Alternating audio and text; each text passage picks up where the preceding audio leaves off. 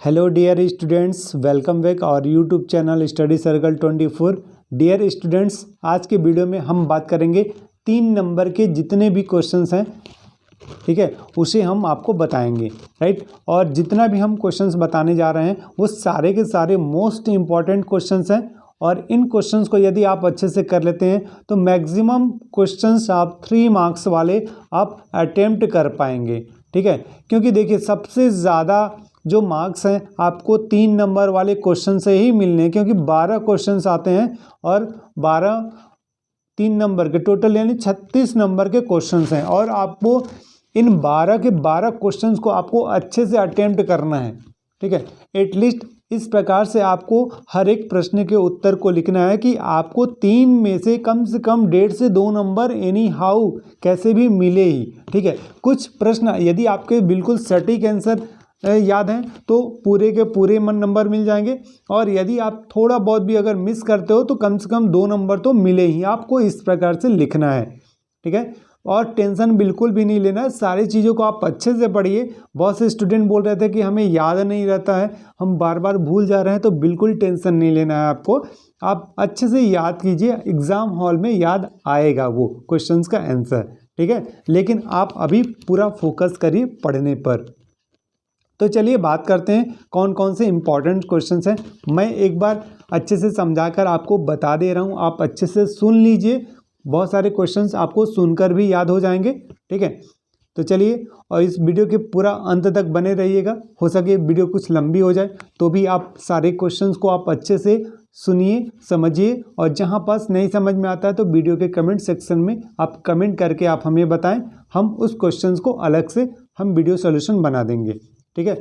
और यदि आप चैनल पर नए हैं तो चैनल को सब्सक्राइब कर लें, साथ ही बेल आइकन का बटन जरूर प्रेस करें और इस वीडियो को अपने दोस्तों को भी शेयर करें, जिससे कि लास्ट समय में आप सब लोगों का हेल्प हो सके, ठीक है। तो देखिए, क्वेश्चन है, सेल का आंतरिक प्रतिरोध की परिभाषा देते हुए हमको बताना है कि यह किन किन कारकों पर निर्भर करता है। तो काफ़ी इंपॉर्टेंट प्रश्न है ये, ठीक है। तो सबसे पहले आपको आंतरिक प्रतिरोध, जिसको हम आंतरिक प्रतिरोध को स्मॉल r से प्रदर्शित करते हैं, उसका परिभाषा आप बताएंगे कि जब विद्युत धारा सेल के अंदर प्रवाहित होती है तो विद्युत अपघट्य के कारण सेल भी धारा के मार्ग में अवरोध उत्पन्न करता है।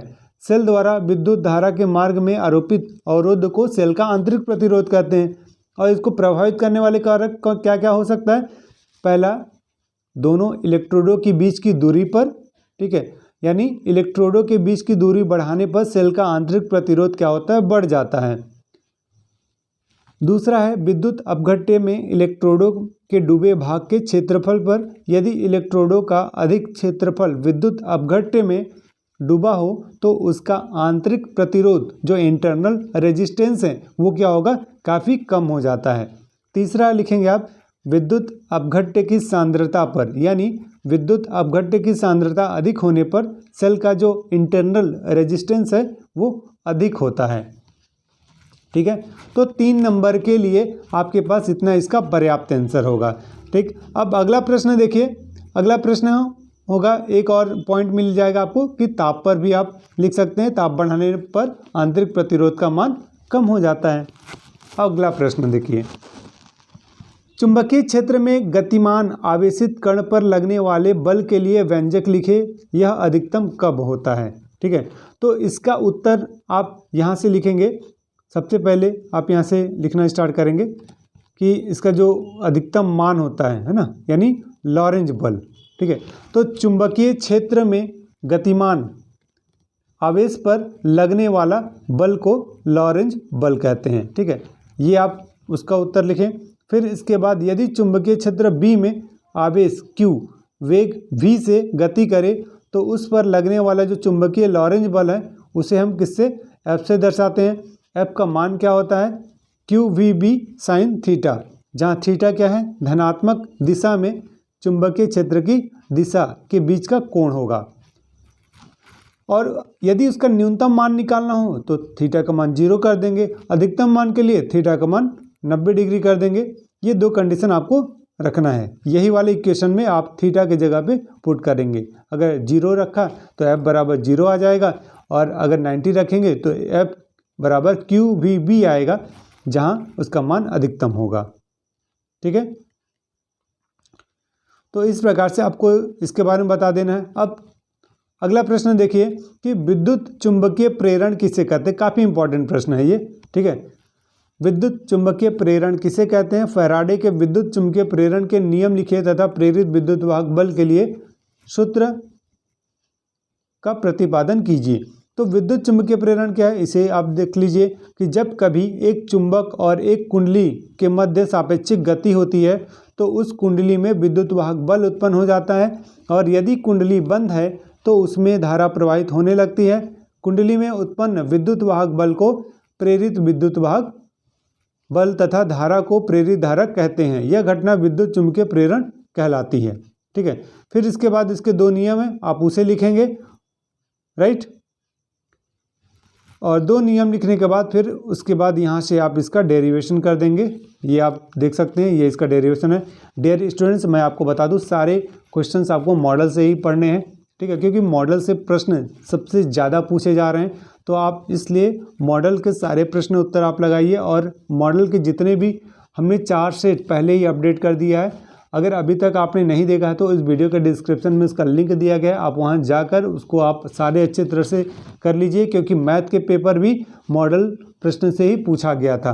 ठीक है, इसके अलावा आप 2019, 20 और 21 का जो क्वेश्चन पेपर है आप उसे अच्छे से पढ़ लीजिए। ठीक है, ओके। तो अब आगे देख लीजिए, तो यहाँ से हम इसको सॉल्व कर देंगे कि चुंबकीय फ्लक्स में जो परिवर्तन की दर होगी φ2 - φ1/t प्रेरित विद्युत वाहक बल, जो परिभाषा के अनुसार E इज ए प्रोपोर्शनल φ2 - φ1 और अपॉन t होगा। तो इस जो प्रोपोर्शनल का साइन है उसको रिप्लेस करेंगे तो एक कांस्टेंट वैल्यू हम अप्लाई करेंगे, वो होगा k, जिसका नेगेटिव साइन होगा। ठीक है, तो -k φ2 - φ1 अपॉन t, जहाँ के एक नियतांक होगा, SI में इसका मान क्या होगा, 1 होगा। तो हम क्या लिखेंगे, E बराबर -φ2 - φ1 अपॉन t, राइट। यदि डेल t समय में चुंबकीय फ्लक्स में परिवर्तन डेल फाई हो तो उपयुक्त सूत्र को हम इस प्रकार भी लिख सकते हैं। ओके, क्या लिखा जा सकता है, E बराबर -del∅/del t, राइट। अगला प्रश्न देख लीजिए, विद्युत चुंबकीय तरंगे क्या हैं, इनके कोई 4 गुण लिखिए, आप इसको अच्छे से याद कर लीजिएगा। फिर अगला प्रश्न देखिए, प्रकाश की उत्क्रमणिता का सिद्धांत, ये काफ़ी इंपॉर्टेंट क्वेश्चन है। ठीक है, इसे भी आप अच्छे से करेंगे। फिर आगे का प्रश्न देख लीजिए, नेक्स्ट। और जिस भी प्रश्न में आपको कोई भी डाउट होता है तो इस वीडियो के कमेंट सेक्शन में आप कमेंट करके क्वेश्चन नंबर आप लिख दें, और हम उस क्वेश्चंस को पूरा डिटेल के साथ हम आगे के वीडियो में बता देंगे। 16वां नंबर का प्रश्न देखिए, प्रकाश के व्यतिकरण से आप क्या समझते हैं, समपोषी और विनाशी व्यतिकरण को परिभाषित कर इनके लिए आवश्यक प्रतिबंध बताना है। डियर स्टूडेंट्स, आपको इसका PDF टेलीग्राम चैनल पर मिल जाएगा। ठीक है, आप वहाँ से इसके PDF के माध्यम से भी आप अपना कंप्लीट कर सकते हैं। ठीक, 17वां प्रश्न देख लीजिए, प्रकाश विद्युत उत्सर्जन संबंधी आइंस्टाइन समीकरण की स्थापना करना है। काफ़ी इंपॉर्टेंट प्रश्न है ये बिल्कुल सिलेबस के अकॉर्डिंग है। ठीक है, जो भी आपके पास प्रश्न यहाँ पास बताया जा रहा है, जो 30 से 40% तक आपका सिलेबस कट हुआ है, उसी के अनुसार यह आपका क्वेश्चंस है सारे। तो इसलिए आप बहुत ही अच्छे से सारे क्वेश्चंस को कंप्लीट करें। अगला प्रश्न देखिए, बोर के परमाणु मॉडल के प्रमुख अभिग्रहित लिखिए। ठीक है, फिर इसके बाद 20वां क्वेश्चन होगा PN संधि डायोड। काफ़ी इंपॉर्टेंट क्वेश्चन है ये कि PN संधि डायोड क्या है। अग्र अभिनत बायस में विद्युत परिपथ खींचकर VI अभिलाक्षणिक वक्र बनाइए। ये काफ़ी इंपॉर्टेंट क्वेश्चन है। ठीक है, इसको बहुत अच्छे से करेंगे। अग्र अभिनत या पश्च अभिनत PN संधि डायोड से रिलेटेड एक क्वेश्चन श्योर है, 100% देगा।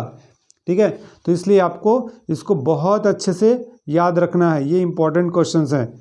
और यह भी बोर के परमाणु मॉडल के प्रमुख अभिग्रहित लिखना है। अब आगे देख लीजिए, एक द्रव्यमान क्षति, यहाँ 2 क्वेश्चन मैं आपको और बता रहा हूँ। एक है द्रव्यमान क्षति क्या है, निम्नतम अवस्था में नाभिक का द्रव्यमान सदैव उनके घटक न्यूट्रॉनों और प्रोटॉनों के द्रव्यमान के योग से कम होता है, इसको आपको बताना है। और विद्युत परिपथ खींचकर समझाना है कि एनपीएन ट्रांजिस्टर को उभयनिष्ठ उत्सर्जक विधा में प्रवर्धक की भांति उपयोग में कैसे लाएं, इसे आपको करना है। ठीक है, फिर इसके बाद अगला प्रश्न अगर आप देखें तो यहाँ से इसका पूरा टोटल इसका आंसर हो जाएगा। ठीक है, तो इतना आप कंप्लीट करेंगे और आगे का मैं और प्रश्न आप फिर देखें।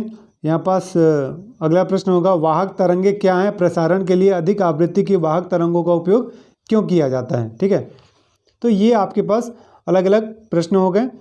इसके आगे का भी प्रश्न हम देखेंगे।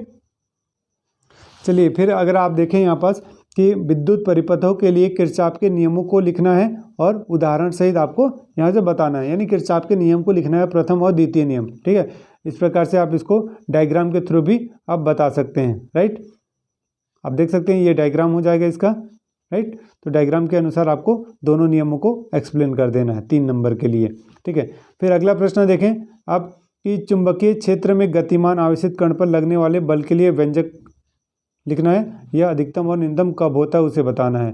ठीक है, लॉरेंज बल क्या है इस अवस्था में मैंने पहले ही बता रखा है। ठीक है, फिर विद्युत चुम्बकीय तरंगों के गुण लिखना है आपके। फिर इसके बाद लेंज का नियम आप लिखेंगे। फिर यहाँ देख लीजिए, यह एक प्रश्न है, ये हाइगेन के द्वितीयक तरंगिकाओं का क्या सिद्धांत है, इसे आपको बताना है। फिर इसके बाद अगला जो एक प्रश्न है आपके पास कि निरोधी विभव से आप क्या समझते हैं, ये काफ़ी इंपॉर्टेंट क्वेश्चन हो जाएगा। निरोधी विभव से आप क्या समझते हैं, फोटोसेल में निरोधी विभव पर क्या प्रभाव पड़ेगा यदि कैथोड पर आपतित प्रकाश तीव्रता और आवृत्ति बढ़ा दी जाए। फिर देखिए यह इम्पॉर्टेंट प्रश्न है कि रदरफोर्ड परमाणु मॉडल के 3 अभिग्रहित को लिखना है आपको। और एक यह प्रश्न है, प्रकाशिक तंतु क्या है, इसके उपयोग लिखिए। सारे क्वेश्चंस जो आपके 2022 के एग्ज़ाम हो रहे हैं सारे मॉडल क्वेश्चन से ही प्रश्न पूछे जा रहे हैं, तो आप अगर अच्छे से करते हैं तो आप बहुत अच्छे स्कोर कर सकते हैं। ठीक है, तो चलिए ये देख लीजिए, काफ़ी इंपॉर्टेंट प्रश्न है ये। नाभिकीय विखंडन और नाभिकीय संलयन में कोई 3 अंतर लिखे, बहुत मोस्ट इम्पॉर्टेंट प्रश्न है। इस बार इस प्रश्न के आने के पूरे चांसेस हैं। ठीक है, तो इसलिए आप बहुत अच्छे से इसको कर लीजिए। फिर इसके बाद देखिए काफ़ी इंपॉर्टेंट क्वेश्चन है NAND gate. Right, NAND gate से रिलेटेड कि नैंड गेट, एक गेट से रिलेटेड जरूर क्वेश्चंस आएगा। डियर स्टूडेंट्स, यदि आपको गेट से रिलेटेड अगर क्वेश्चंस नहीं आते हैं तो वीडियो के कमेंट सेक्शन में कमेंट करके आप हमें ज़रूर बताइएगा, हम गेट को पूरा अच्छी तरह से समझा देंगे। ठीक है, तो नैंड गेट का लॉजिक प्रतीक यहाँ पर दिया गया है, बुलियन सूत्र एवं सत्य सारणी बताना है। ठीक है, तो उसका बुलियन सूत्र, बुलियन व्यंजक और बुलियन सूत्र, उसके बाद सत्य सारणी आपको बताना है। फिर दृष्टिकरण क्या है, अर्धतरंग दृष्टिकारी के रूप में पीएन संधि डायोड के उपयोग का वर्णन करना है निम्न बिंदुओं के आधार पर।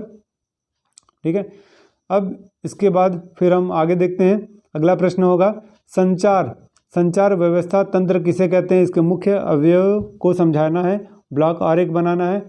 ठीक है, तो इस प्रकार से उसको आप बता सकते हैं ब्लॉक आरेख के माध्यम से। ठीक है, तो ये आपका काफ़ी अच्छे से ये इस डायग्राम को बना लीजिएगा।